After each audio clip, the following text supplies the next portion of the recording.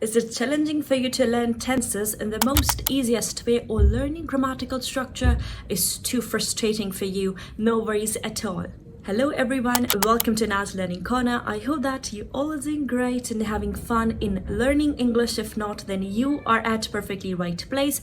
Today we are going to learn about the basic grammatical structure. That's a short video that will help you to improve your concepts about the grammar. So let's get into it. First of all, you need to understand the universal formula of a sentence in English. And what is that? In this one, you need to remember this thing: S, V and O. First comes subject, then comes your main verb, and then comes your object. Now, what is a subject? Subject means a person or anything who is performing any kind of action is called subject.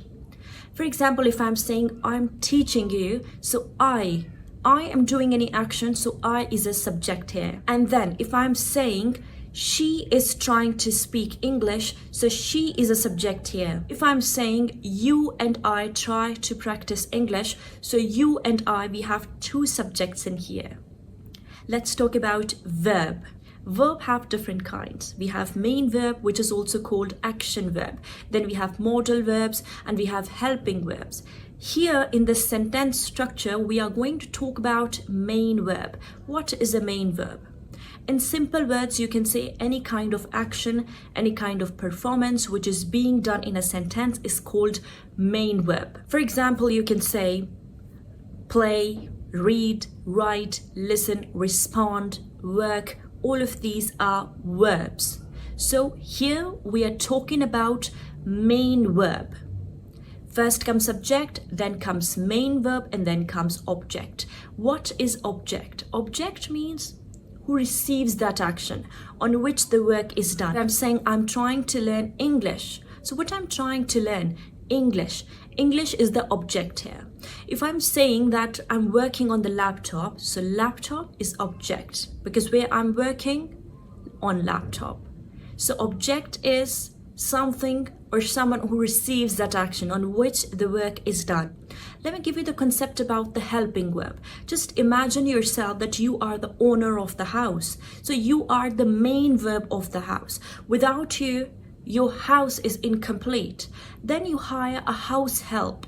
This is the helping verb. So helping verb is just supporting you, right? You are the main verb. So just like that, helping verb is supporting the main verb, right? To make the sentence more clear. That's the usage of helping verb and also the modal verb.